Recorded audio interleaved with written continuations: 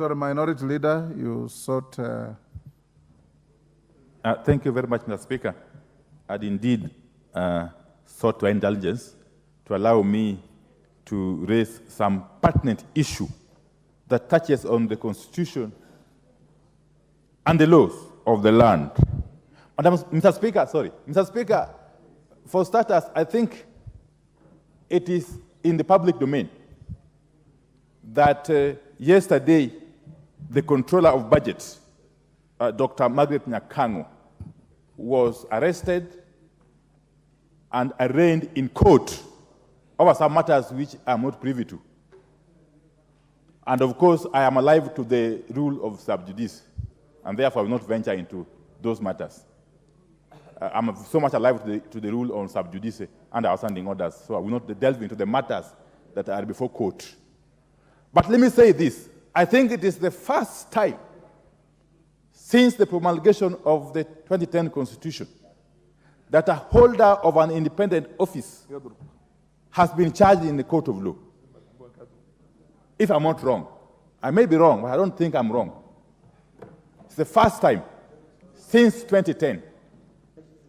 Under Article 228 of the Constitution, sub-Article 4, the controller of budget shall oversee the implementation of the budgets of the national and county governments by authorizing withdrawals from public funds under Article 204, 206, and 207. In a nutshell, the controller of budget is exercising her mandate pursuant to the function of this House of appropriating funds to various agencies and organs of government and authority. Honorable Junet is reminding me.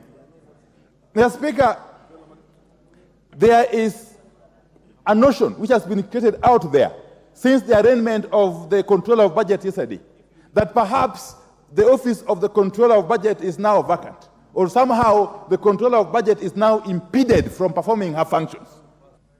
Mr. Speaker, I want to plead with you, because it is only this House that can calm the nation. Because as I've already said, the functions of the controller of budget are so serious, are so integral to the performance of the budget itself, but more importantly, generally to the performance of the economy. And therefore, any insinuation that the office holder is either incapacitated or barred from performing her functions can create unnecessary anxiety and distress in the economy generally. But more importantly, her functions are intertwined with the functions of this House.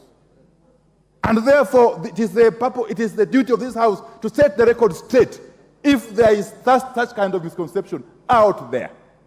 We don't want to go into the reasons why the controller of budget was arrested. Some of us hold a strong view that she was being, of course, hounded out of office. She was being pursued for her strong stance against misuse of public funds. Madam Margaret Nyakango came before us and made very, very serious allegations on how public funds are being misappropriated by people who are charged with the responsibility of managing public funds. We followed up that issue with the relevant officers, including the CS National Treasury. The only answer we got was that the matter has been referred to the Auditor General. And therefore, the public has got a reason to believe that perhaps the reason why she's being pursued or being hounded out of office is because of her strong stance against misuse of public funds. But let me conclude, as I seek that you make a determination and issue a communication from your chairman, Mr. Speaker, allaying these fears that are out there, that office has somehow been incapacitated following the arrest and arraignment of the office holder yesterday. For all I know, the leader of minority is not ignorant, and is indeed doing very well, as he has actually caught up on what the leader of minority should be doing. He is doing his work as the leader of minority. And therefore, and I see the spirit that attempts to defend our good friend Mary Nyakango. the control of budgets. And it's indeed true, Honorable Margaret. Honorable Speaker, you can hear I'm not very privy to the names than those in the minority. But Honorable Speaker, the spirited attempt to defend Mary Nyakango by the leader of minority is what I also saw yesterday with certain political quarters. But I would really want to urge all of us to treat the matter for what it is. And I want to agree with the leader of minority that indeed Margaret Nyakango holds an independent office, together with the Auditor General. What I do not agree with the leader of minority with is that holders of independent offices, there is absolutely nothing in the Constitution that says a holder of an independent office cannot be charged or is above the law. And the matters that Margaret Nyakango has been charged with in court are out there in the public domain, are issues that came, or she's being accused of, issues that happened at a time she was not the controller of budget, way back in 2016, in some financial institution that she managed or ran. And there are complaints lodged. And therefore, when investigative, Honorable Speaker, I hold a constitutional office as leader of majority. If at the time I was selling meat as a butcher in Kikuyu, I had certain improprieties, and Junet, who used to supply me with cows, complains that I never paid him, or I took off with some of his money. Honorable Speaker, I am found culpable to be charged. I think those are matters we should leave before the courts, for the court to consider what evidence will be adduced by the DPP and the DPP's witnesses, and whatever defense Margaret Nyakango will mount in court. Because I agree with Honorable Chepkonga, it is one thing to read the Constitution and claim independence of the office, excluding us from reading the Article 6 on integrity. Honorable Speaker, what you are being invited by the leader of minority to pronounce yourself on is not for you to pronounce yourself on. Because what the leader of minority is now inviting you to is a political duel.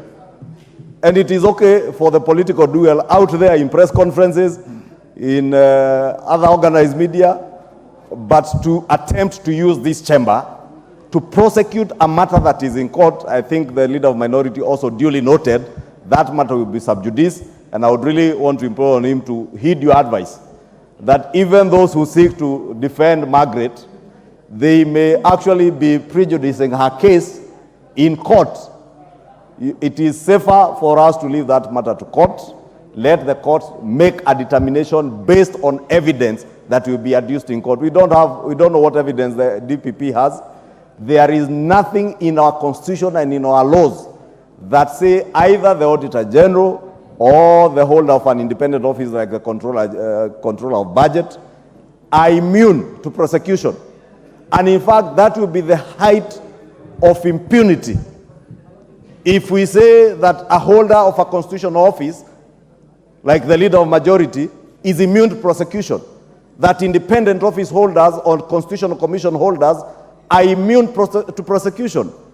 Honorable Speaker, when we say that we shall deal with impunity, and this House, including the leader of minority who is a member of this House, must be seen at the forefront of the fight against graft. And graft, Honorable Speaker, is not only graft when it touches on public funds or on public office.